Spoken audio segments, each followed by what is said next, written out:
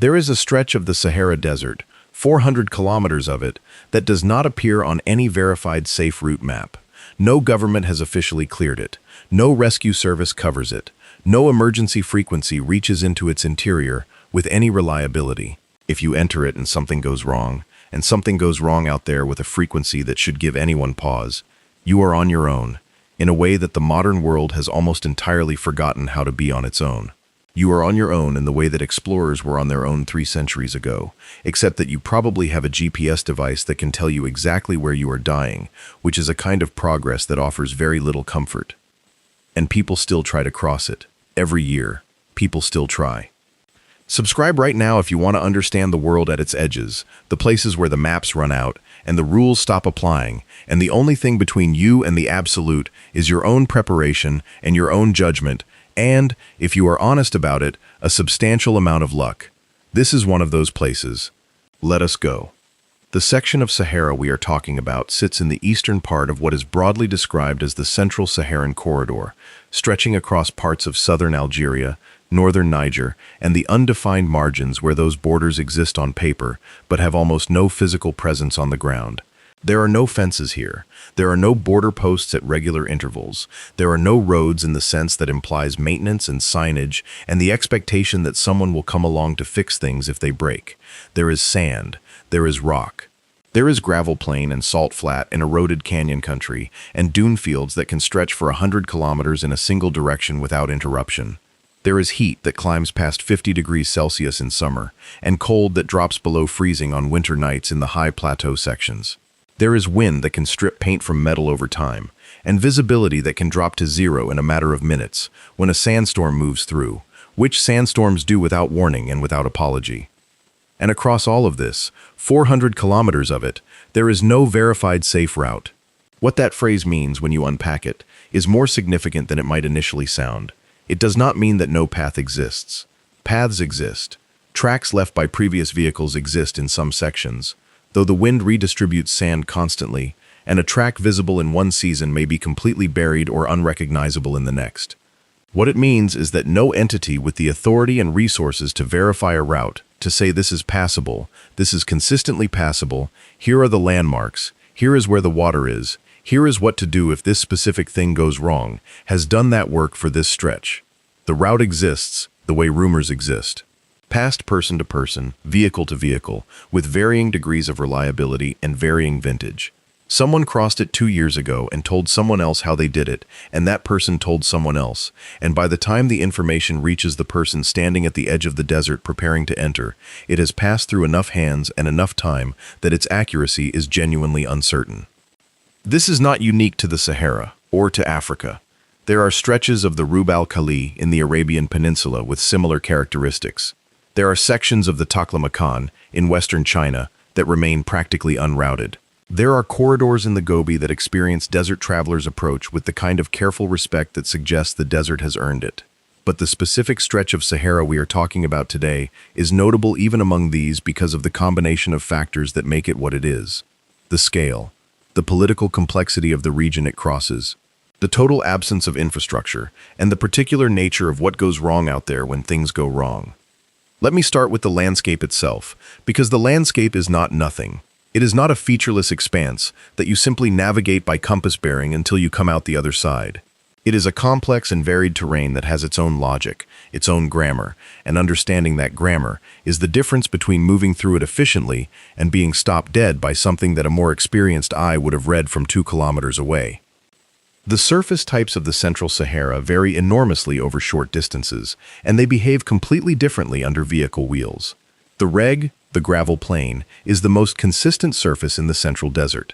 Flat, hard-packed, composed of small stones that the wind has stripped of lighter material over millennia until only the heaviest fraction remains, the reg can allow fast travel in a way that feels almost too easy, almost like a road, which is a feeling experienced desert travelers learn to distrust because the reg can give way to other surface types with very little warning, and because the apparent smoothness can conceal rocks just large enough to damage a differential or a steering component if you hit them at speed.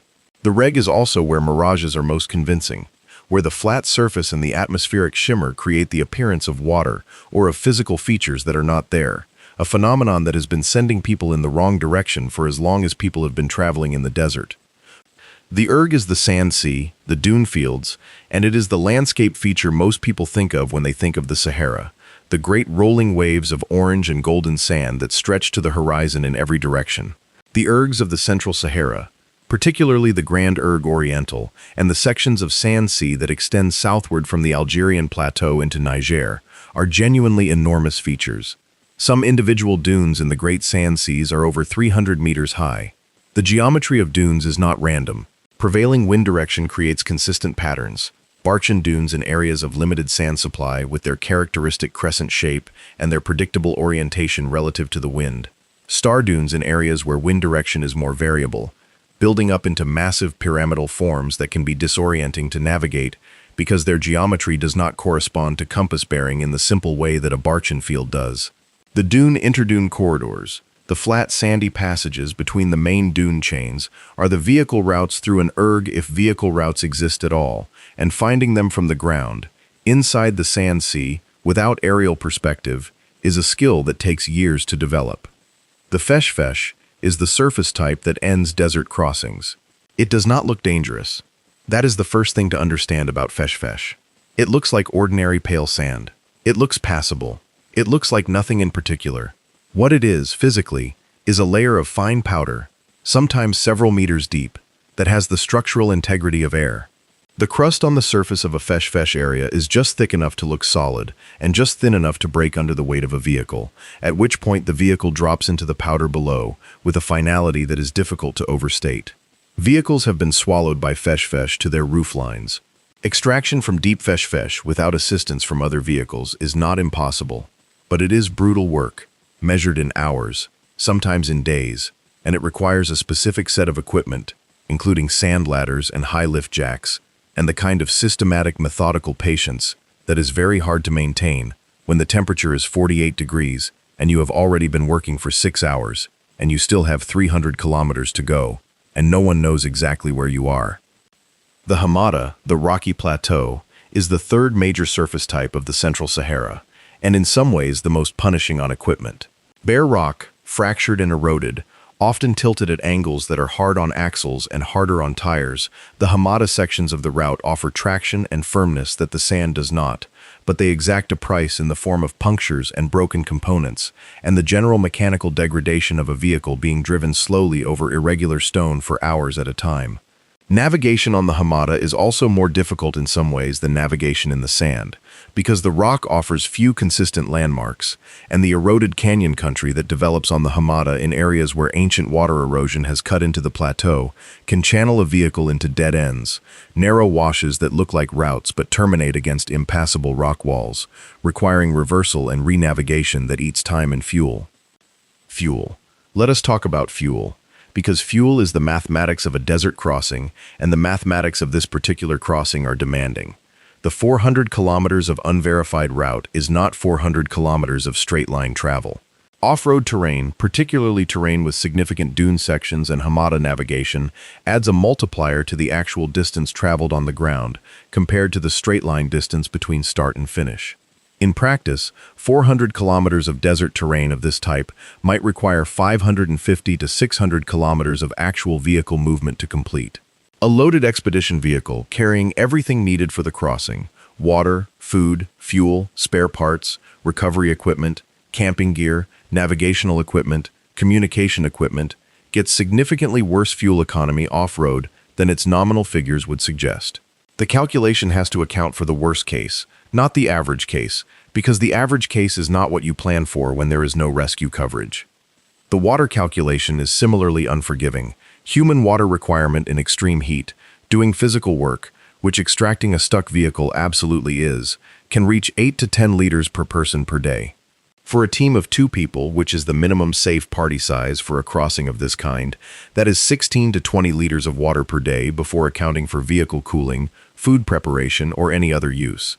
A 4-day crossing, which is optimistic for 400 kilometers of this terrain, requires a minimum of 64 liters for 2 people. But crossings in this region do not always take 4 days. They sometimes take 6. They sometimes take 8. If a vehicle is seriously stuck, if a navigational error adds significant distance, if a mechanical failure requires extended field repair. The water margin has to account for that possibility. And every liter of water carried is weight, and weight in soft sand is the enemy of momentum, and lost momentum in soft sand is the beginning of a stuck situation. The people who make these calculations, who do this work seriously and prepare for it methodically, are a specific and interesting community. They are not reckless. This is important to say clearly, because the word adventurer has accumulated connotations of recklessness that do not apply to the people who cross places like this with any regularity. The prepared desert traveler is among the most methodical and careful people you will ever meet, precisely because they understand that the desert is not impressed by courage or enthusiasm or good intentions, and will kill all three with equal indifference. The preparation for a crossing of this section of Sahara, done properly, takes months. Vehicle preparation, mechanical inspection, spare parts selection, navigation planning, communication planning, physical conditioning, team selection, because the chemistry of a two-person team in an extreme environment is a critical variable that is easy to underestimate until you are on day 6 of a crossing that was supposed to take 4 days and you have not slept well in a week, and you disagree about the correct route, and the water is running lower than the plan expected. The navigation of this specific corridor has historically relied on a combination of methods because no single method is sufficient. GPS coordinates give you position, but they do not tell you whether the route between your current position and your next waypoint is physically passable. Satellite imagery, accessible in advance and sometimes on-device during the crossing, gives you surface texture information, but it is often dated and the desert surface changes continuously. Topographic maps of the region exist, but their resolution in the Central Sahara is often inadequate for the level of terrain detail that matters at vehicle level. The difference between a sandy corridor that is passable and one that is not is sometimes a matter of meters, and a topographic map cannot capture that. Sun compass navigation, the use of shadow direction to maintain bearing, is a technique as old as desert travel and still valuable as a cross-check on electronic navigation. The experienced desert navigator uses all of these methods simultaneously and is suspicious of any one of them in isolation.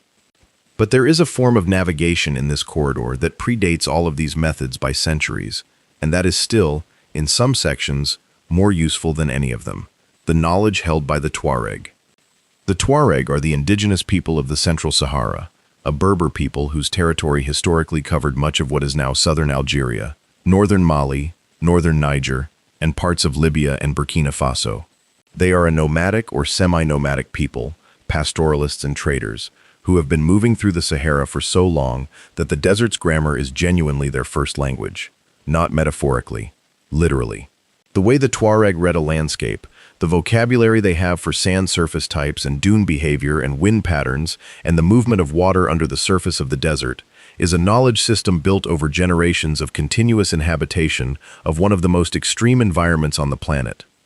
The Tuareg name for the desert, the Sahara, is not actually a Tuareg word. The Tuareg have their own names for specific places, specific regions, specific features of the landscape that reflect the granularity of their knowledge. They do not have a single word for the desert the way outsiders do, because they do not experience the desert as a single undifferentiated thing.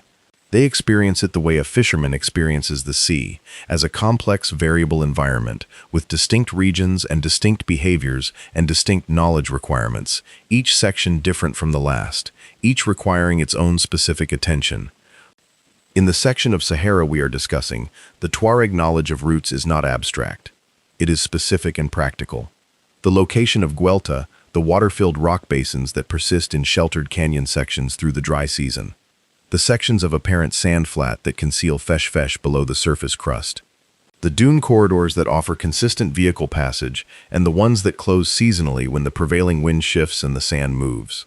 The locations of ancient caravanserai ruins that mark where water was once reliably available, information that is sometimes still accurate and sometimes refers to sources that have long since dried or been buried.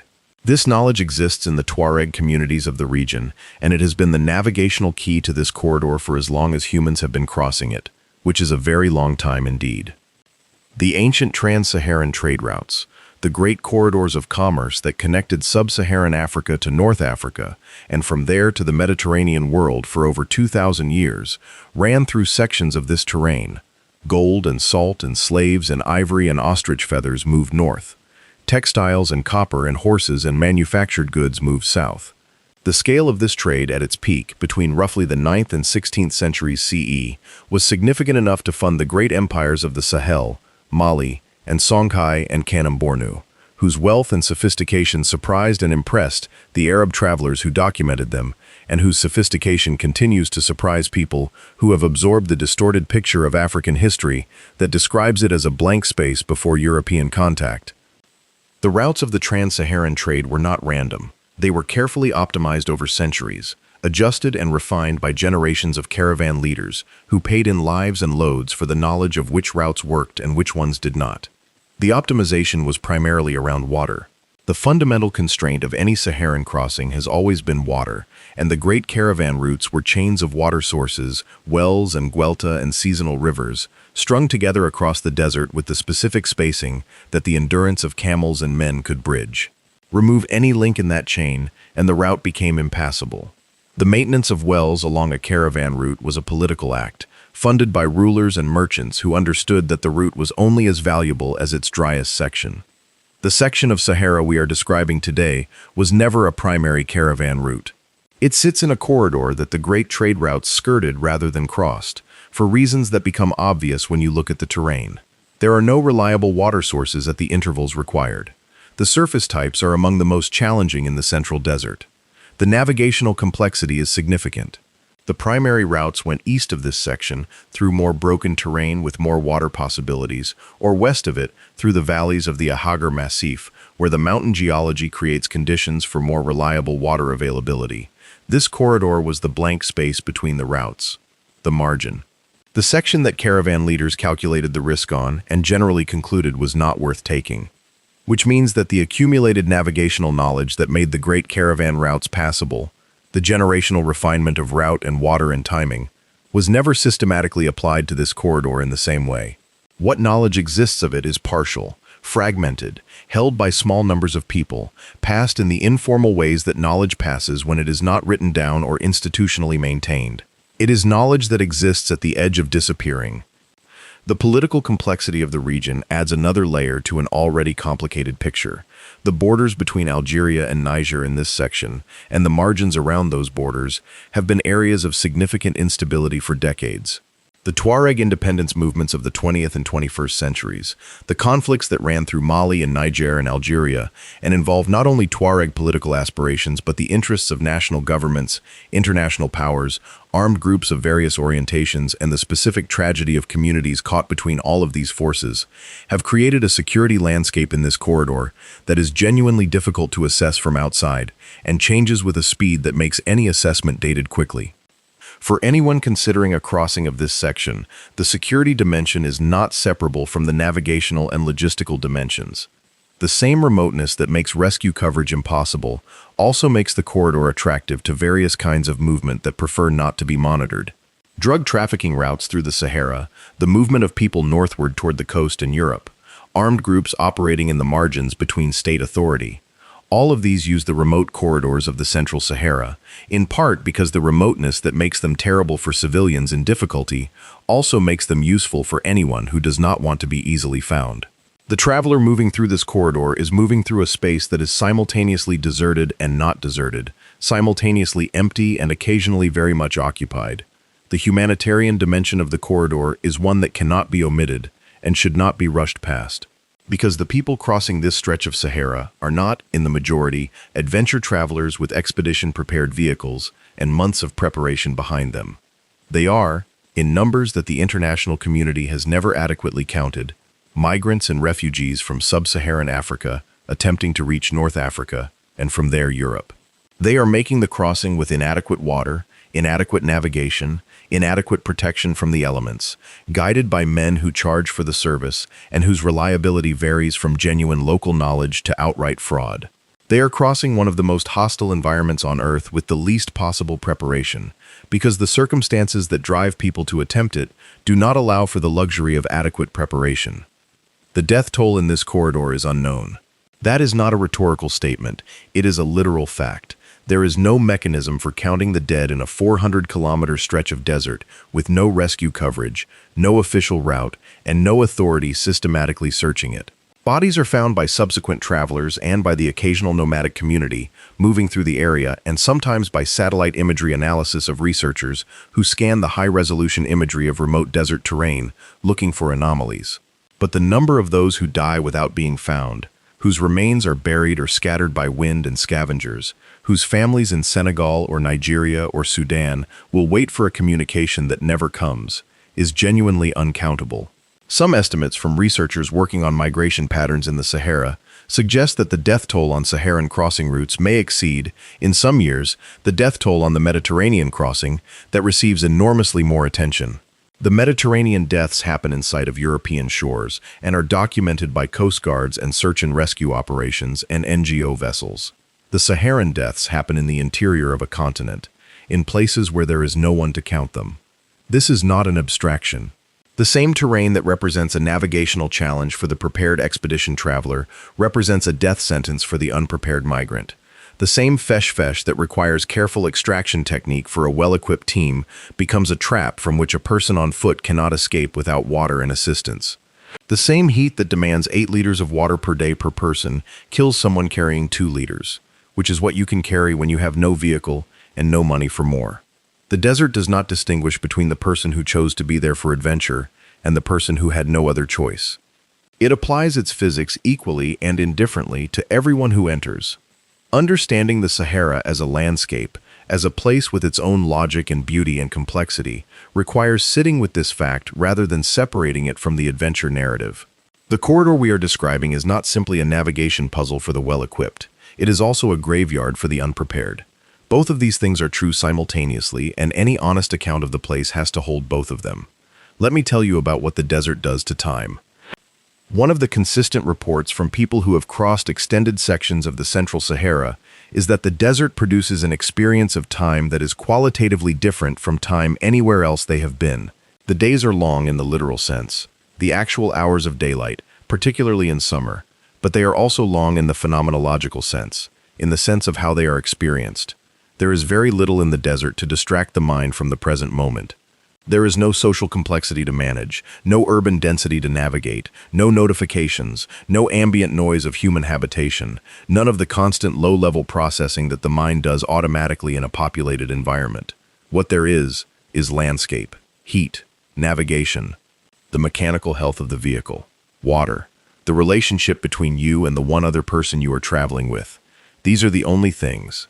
And the mind, deprived of its usual distractions, focuses on them with an intensity that can be both clarifying and unsettling. Experienced desert travelers describe a quality of attention that develops after several days in the deep desert that they find difficult to access anywhere else. A granular awareness of small things, the way the light changes on the sand between 7 in the morning and 9 in the morning, the sound the wind makes when it shifts direction slightly, a change in pitch that can indicate the approach of a weather system, the behavior of the vehicle on a particular surface type, the feeling in the body of approaching dehydration before the obvious symptoms appear, a slight heaviness, a slight slowing of thought. The desert trains this attention because the desert rewards it with survival and punishes its absence. The nights in the Central Sahara are famous, among people who have been there, in a way that is almost impossible to communicate to someone who has not. Because the absence of light pollution in the deep Sahara, combined with the extreme clarity of the dry desert atmosphere, produces a sky that is not the sky most humans alive today have ever seen. The Milky Way is not a faint smear in the desert sky. It is an object, it has structure, it has depth. The brightness of it throws a faint shadow. On a night with no moon, a clear night in the deep Sahara, you can navigate by the Milky Way with enough precision to maintain a bearing. You can read by it, faintly. You can count not just the visible stars, but the texture of the sky between the stars, the clustering and thinning of light that resolves into the structure of our galaxy, when your eyes have had the hour or so of full darkness adaptation that the light-polluted world never allows. People who have spent nights in the deep desert often describe the experience of the night sky there as one of the most significant sensory experiences of their lives. Not because it is pleasant, though it is beautiful beyond the easy reach of language, but because it is genuinely disorienting in a productive way. It makes the scale of things explicit, in a way that daylight and civilization conceal. The desert at night is an accurate picture of where you are. You are on the surface of a small rocky planet, under an immense sky, surrounded by 400 kilometers of terrain that has no interest in your survival, and the sky above you is full of light that has been traveling for thousands and millions of years to reach your eyes tonight. This is not a metaphor. This is the literal situation. The desert at night removes the comfortable fictions about scale that urban life provides and replaces them with the real picture, which is vertiginous and astonishing in equal measure. The stars were the original navigation system of the Sahara, as they were of the sea. The caravan leaders of the medieval trans-Saharan trade routes navigated by stars in the same way that the great oceanic navigators of the Pacific and the Arabian Sea navigated by them. The Pleiades for seasonal timing, Polaris for bearing, the specific bright stars of the desert sky for position. This knowledge, like the knowledge of water and route, was accumulated over generations and passed in the ways that navigational knowledge passes in oral cultures, through stories that encoded information in narratives memorable enough to be carried intact across the generations. The star lore of the Tuareg and of the other peoples of the Saharan margins contains navigational information in the form of stories about the stars, their relationships to each other, their movements, their meanings, that is also simultaneously a practical guide to finding your way in the dark. The relationship between the Sahara and the rest of the African continent is not simply geographical.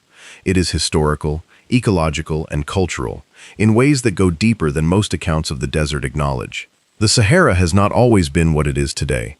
The African humid period, sometimes called the Green Sahara, which lasted from roughly 11,000 to 5,000 years ago, was a time when the Sahara received significantly more rainfall than it does now, when the desert was instead a landscape of lakes and rivers and grasslands, when hippos lived in the region that is now the central Algerian desert, and when human communities thrived in places that today are among the most inhospitable terrain on Earth.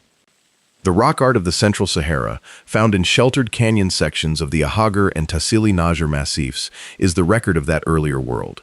Painted and engraved images of cattle, of elephants, of giraffes, of fish, of people swimming, of communities living with a richness of water and wildlife that is invisible to anyone who looks at the landscape today. The people who made these images were not imagining things. They were recording their world, the world they actually lived in, a world of abundant water and diverse fauna that occupied the same geography that is now pure desert. The transition from the Green Sahara to the Desert Sahara was driven by changes in Earth's orbital parameters that altered the seasonality of rainfall across Africa, a slow process measured in centuries but absolute in its eventual outcome. The lakes dried, the rivers disappeared underground, or contracted to their current tiny remnants.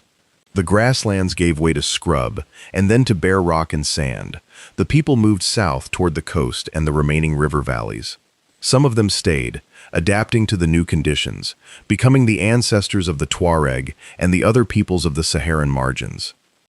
The rock paintings of the Tassili Najjar, a UNESCO World Heritage Site located in the section of Algeria adjacent to the corridor we are discussing, are among the most significant bodies of prehistoric art in the world.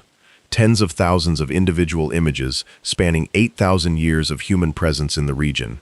The earliest images, from the period when the Sahara was still humid, show a world of abundance. Later images show the transition, the cattle herders following the retreating grasslands, the shift in depicted fauna as the wetter climate animals disappeared. The most recent prehistoric images, from the period when the desert had essentially reached its current state, show camels, the animal that would make the post-Green Sahara habitable for humans again. The animal whose extraordinary physiology of water conservation and heat tolerance allowed the trans-Saharan trade to function in the desert that the green world had become. The camel, technically the dromedary in North Africa, is a technology as much as it is an animal. A technology for crossing the Sahara that took centuries to propagate across the desert margins, and that, when it arrived, transformed the economic geography of the entire region. Before the camel, trans-Saharan trade existed, but was limited by the water constraint. The camel's ability to carry large loads over long distances with minimal water, and to survive on desert vegetation that other animals cannot digest, unlocked the interior of the desert in a way that nothing else could. The caravan routes that defined the political and economic geography of West Africa for over a millennium were camel routes. The empires of Mali and Songhai were built on the commerce that camels made possible. The spread of Islam across sub-Saharan Africa followed the camel routes, carried by traders and scholars and religious leaders, moving along the same corridors of water and sand that the camel had mapped. In the section of Sahara we are describing, camels are still used by Tuareg communities for movement through terrain where vehicles cannot go, or where the cost of vehicle operation exceeds what a family can sustain. The camel knowledge of these communities, which camel is suitable for which terrain, how to read a camel's condition for early signs of distress, how to manage a camel's water intake across a long section without water, is a practical knowledge that has not been superseded by anything else for movement in the deep desert. A camel in the central Sahara can go several days without water if it has been watered recently and if it is not being pushed hard. A vehicle requires water, in the form of engine coolant, every hour of operation. In the deep desert, the camel is not the primitive option. It is in some respects the sophisticated one. The ecology of the section of Sahara we are discussing is sparse but not empty, and the biology of the species that have adapted to extreme desert conditions is genuinely extraordinary. The fennec fox, the smallest of the canids, and the iconic animal of the Saharan desert, has evolved a physiology so precisely calibrated to its environment that it is essentially a lesson in adaptive engineering. The enormous ears, disproportionately large relative to its body size, serve dual purposes. They are cooling organs, rich in blood vessels that dissipate heat in the relative cool of the desert night. And they are extraordinary acoustic instruments, tuned to detect the movement of insects and small rodents beneath the sand surface, the fennec's primary food source in an environment where prey density is very low. The fennec can survive without drinking any free water at all, deriving all the moisture it needs from its prey, which is an adaptation so extreme that it places this animal in a different category of water economy from almost any other mammal. The addax, a large antelope adapted to the deep desert, was historically the signature large mammal of the central Sahara, capable of surviving in the most arid sections of the desert, far from any water source, deriving moisture from the desert plants it consumed and from metabolic water produced by the digestion of dry vegetation. The addax once ranged across the entire central Sahara, in populations that sustained themselves on the sparse but real resources of the deep desert. It is now functionally extinct in the wild across most of its former range, surviving in very small numbers in the most remote sections of Niger and perhaps Chad, driven to near extinction by hunting pressure, the proliferation of vehicles in the desert that made previously inaccessible areas accessible to hunters, and the reduction of its habitat. The addax is listed as critically endangered. Its disappearance from the central Sahara represents the loss of a functional ecological role in the desert food web that has no replacement. The plants of the deep desert, the species that have adapted to survive in conditions that would kill most vegetation within days, are no less remarkable. The resurrection plant, various species in the genera Selaginella and Myrothamnus, can lose over 90% of its water content and appear completely dead, a brown, shriveled husk of its former self, and then fully rehydrate and resume photosynthesis within hours of receiving water. This is not a dormancy, like the dormancy of a seed. It is a reversible desiccation of a fully grown plant, a trick of biochemistry that required millions of years of evolution and that remains incompletely understood by plant physiologists today. The desert grasses that anchor isolated dunes in the Sahara, the acacia trees that mark the presence of water tables deep below the surface, the ephemerals that complete their entire life cycle from germination to seed production in the brief